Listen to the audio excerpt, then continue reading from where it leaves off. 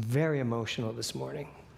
And that song was the absolute perfect cherry on top of the cake. Or is it the ice cream? The cherry on top of the ice cream. Because this whole weekend for me, and actually this whole year for me, has been about, am I willing to stand in the light and be seen as who I truly am? And there's been a lot of discussion about who are you? Do you show the world who you really are? Am I my mistakes in life? Am I my weaknesses? Am I those things that I don't even like looking at about myself? Or is there someone else that I am? And we get caught in this journey of trying to be that someone else who I know I am, even though I'm showing up as this. And this teaching for me, and I can thank all of the students that have been in these classes over these last so many years, certainly the advanced consciousness class, these classes for me, this whole journey, this whole sanctuary that's filled with individuals on their journeys, has helped me to realize, stand in the light and be seen as you are, with all of it. The mistakes, the missteps, the perfect steps, the spiritual truth, because it's all spiritual truth. It's all part of this journey. So this, stand in the light and be seen as we are. We all have to stop degrading ourselves, demeaning ourselves, finding things about ourselves that we don't like. Because you know what? If you look for something you don't like, you will find it. Don't you think? And if you can't find it, ask a friend. They'll be happy to tell you what they don't like about you, right? But what's it going to take? What's it going to take each one of us to start understanding who we are and to stand in the light and be seen as we are? How many people here have ever said something stupid? Now, when you've said something stupid, have people laughed at you for it? Yes? How does that feel? Not great, right? But maybe it could start feeling great. I mean, I say stupid things all the time. And people, in fact,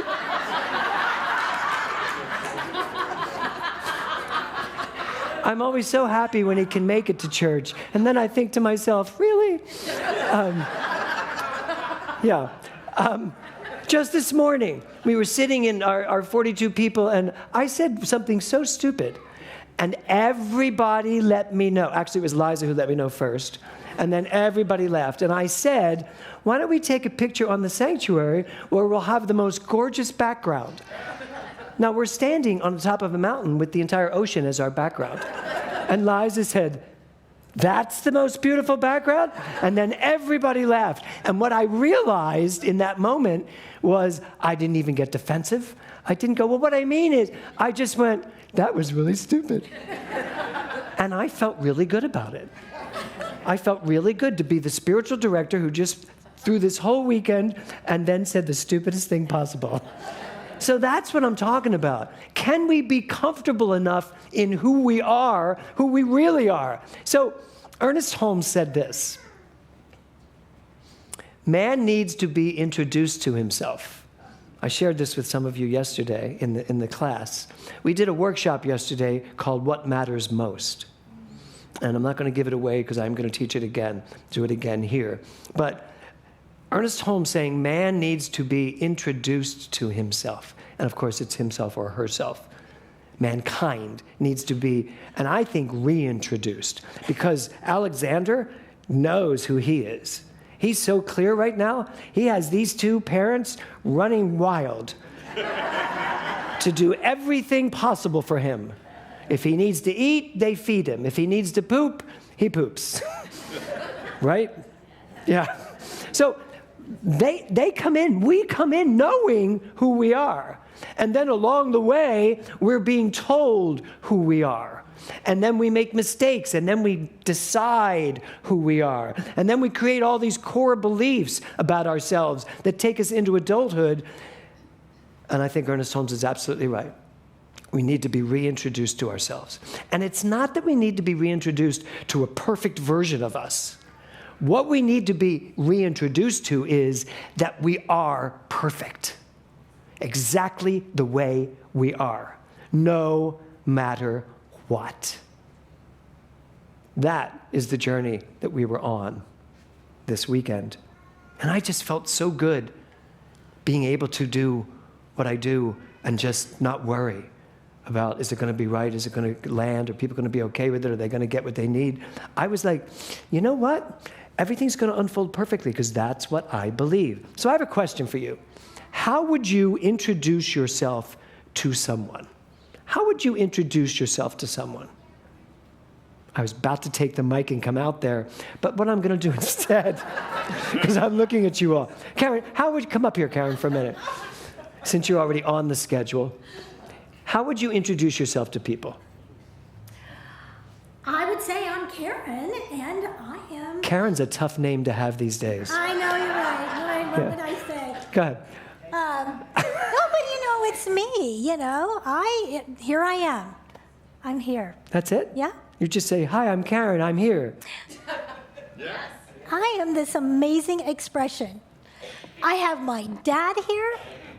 I am a daughter. I am a wife. Have my husband here. You're an explorer. Traveler, world traveler. Climb mountains. Yep. You climbed Kilimanjaro.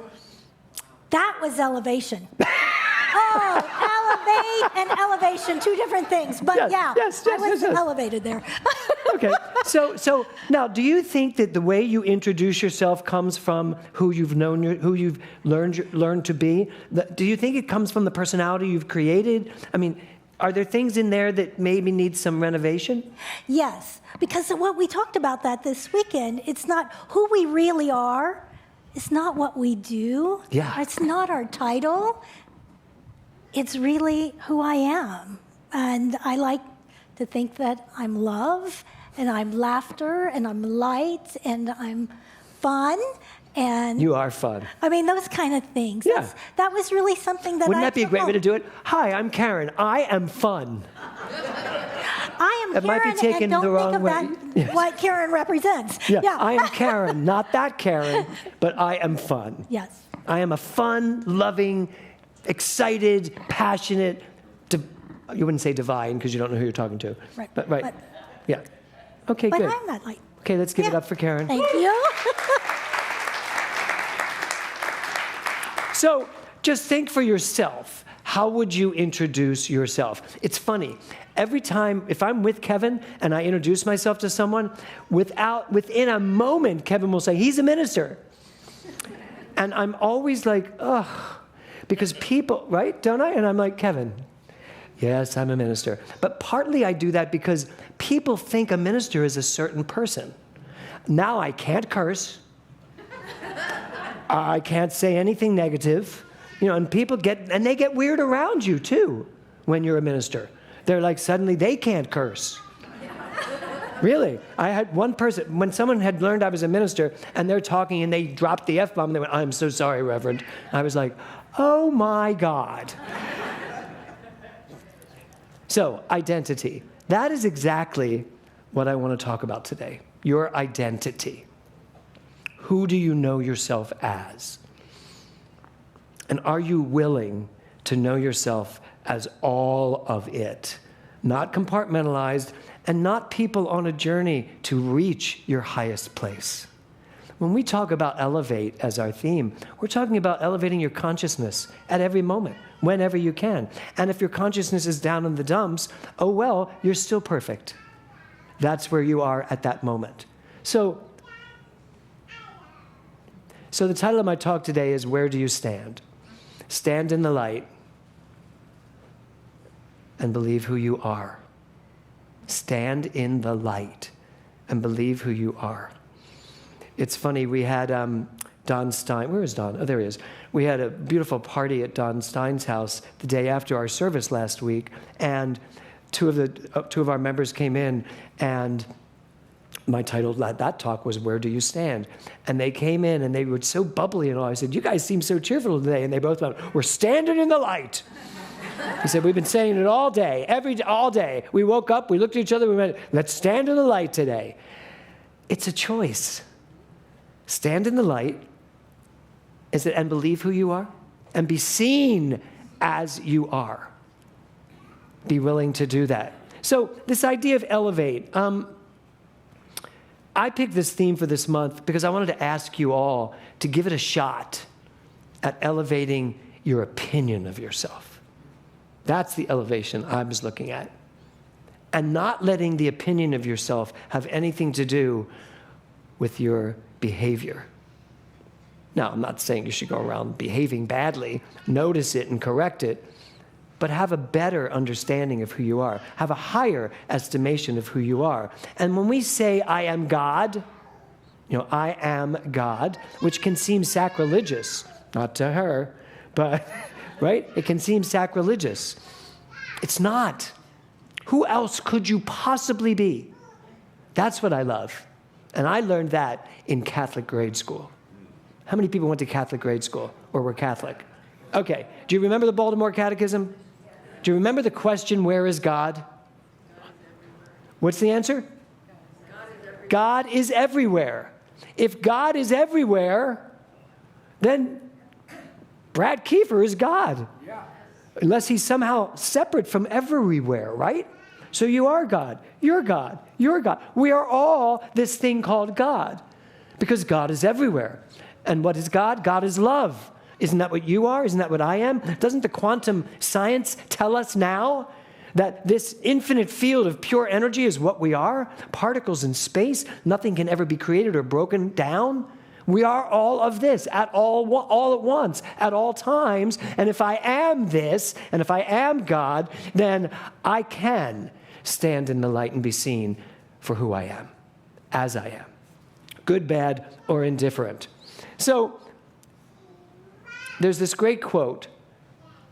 Oh, no, this is the other lyric. The greatest risk we'll ever take by far is to stand in the light and be seen who we are, as we are. But I've rethought this since last Saturday night, this idea. It is not a risk. You know what the risk is? Not doing it.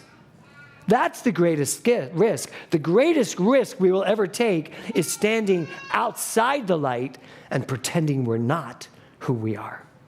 Because that risks everything. It risks joy, it risks happiness, it risks success, it risks financial security, it risks all of it. If I believe somehow I am outside the light and I am subject to what's going on in the world around me, as opposed to being the creator of the world I put around me, now I'm at risk. Doesn't that make sense?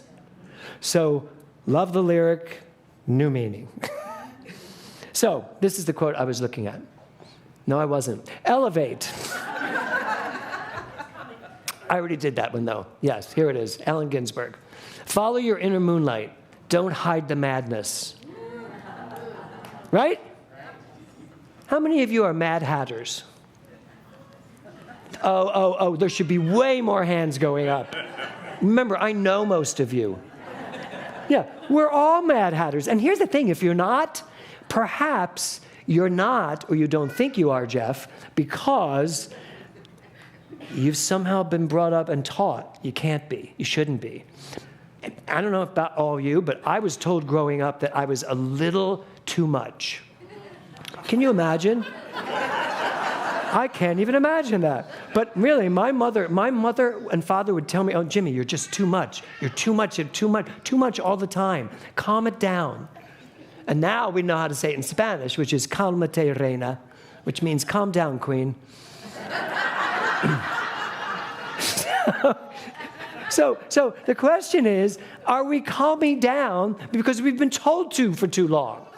Or are we willing, and I love this, like Allen Ginsberg says, don't hide the madness.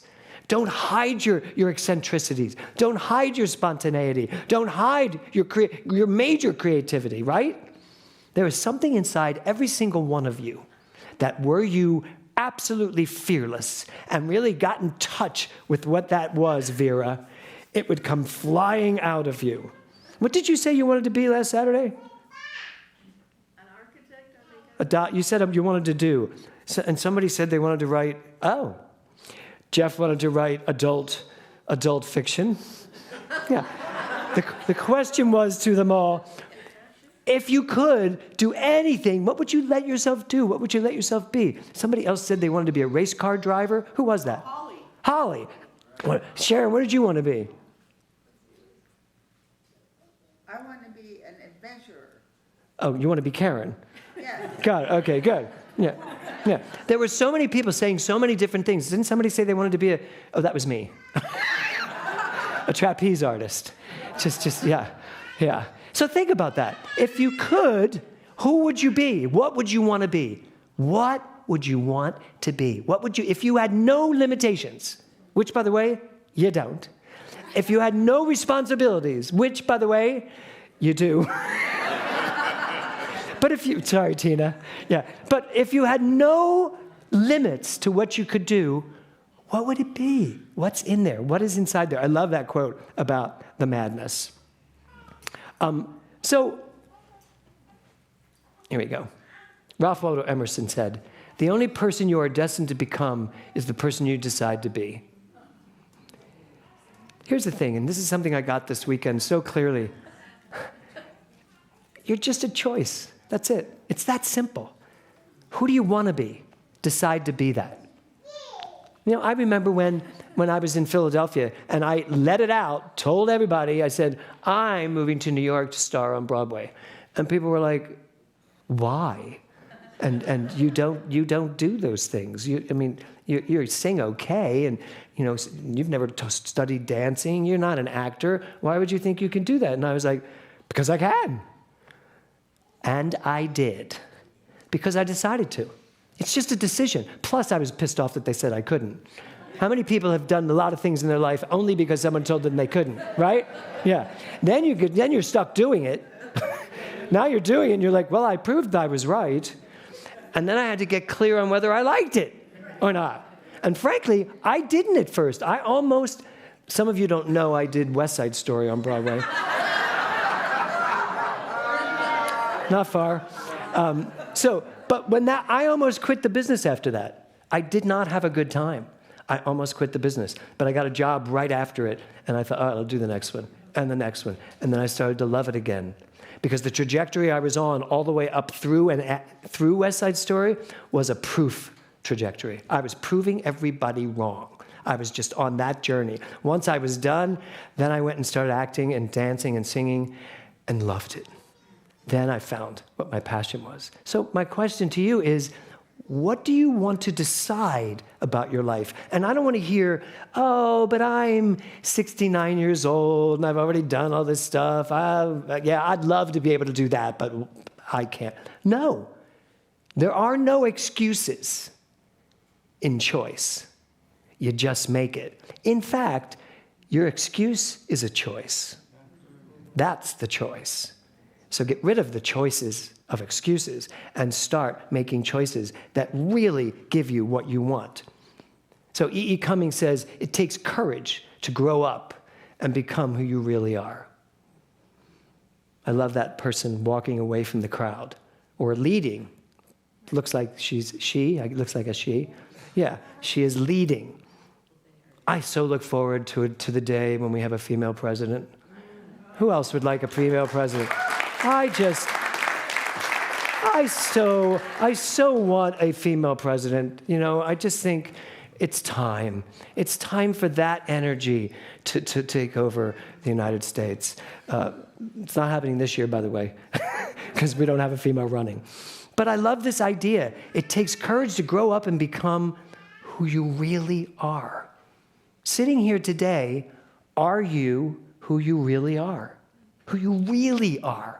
Now, I know some of you actually are. I like to think that I am who I really am. And as I say that to myself, I think, but there are things I want different, I want to change. And that's okay. I am someone who wants to change some things. That's who I really am. That's really who I am. I'm done creating a James Mellon that I need to aspire to. That is freaking exhausting. Anybody? Right? It's exhausting. putting that paradigm out there and saying, I'm still short of it, I'm not quite there yet, I'm not perfect. Well, I am perfect within my imperfections. That's the spiritual truth. That is what he's talking about here, to become who you really are, to share your dreams, to live your passions, not to just think about them, dream about them, but to actually do them, live them out loud. Deepak Chopra says, when you hold some part of yourself in reserve, you deny its exposure to life.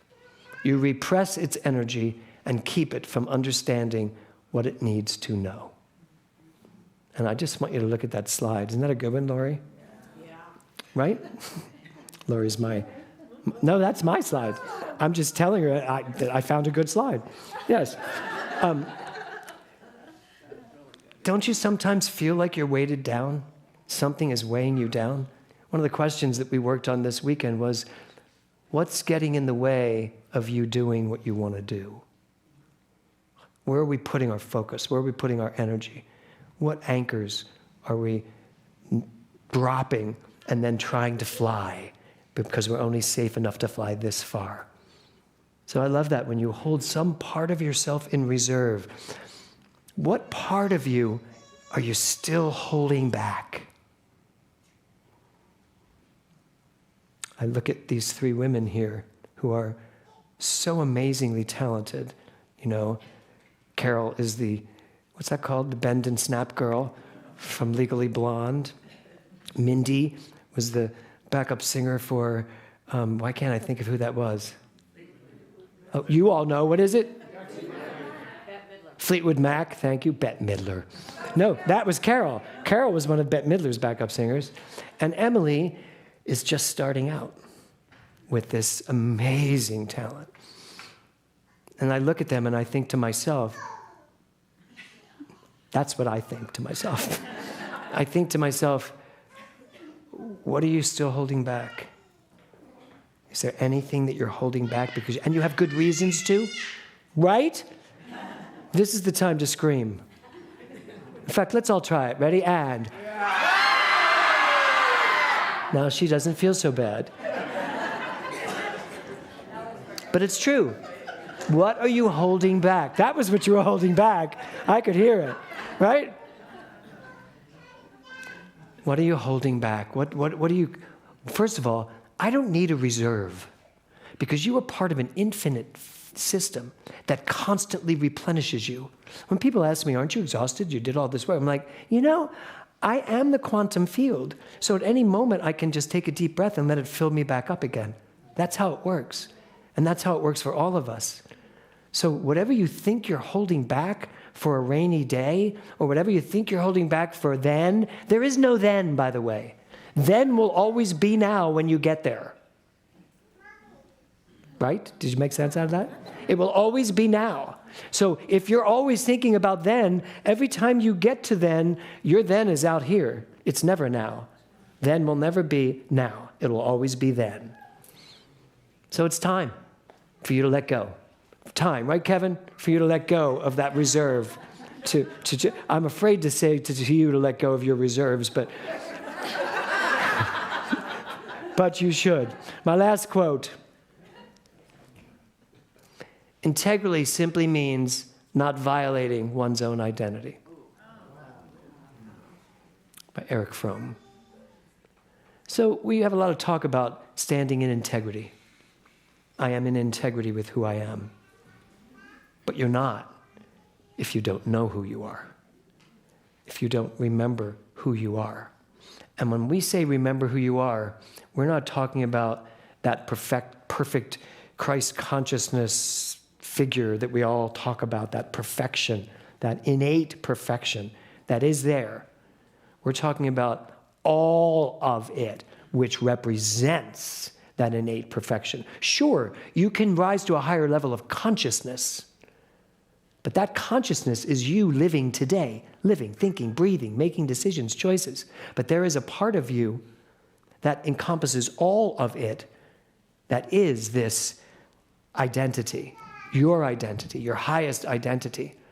So I invite you as you move through this week, as you pay attention to yourself, as you live your life out loud, as you notice what's going on in your world, every time you are encouraged to think less of yourself, every time you move into degrading yourself or wishing you were someone else or something else, or every time you think you're missing the mark, I invite you to say, no, I know who I am.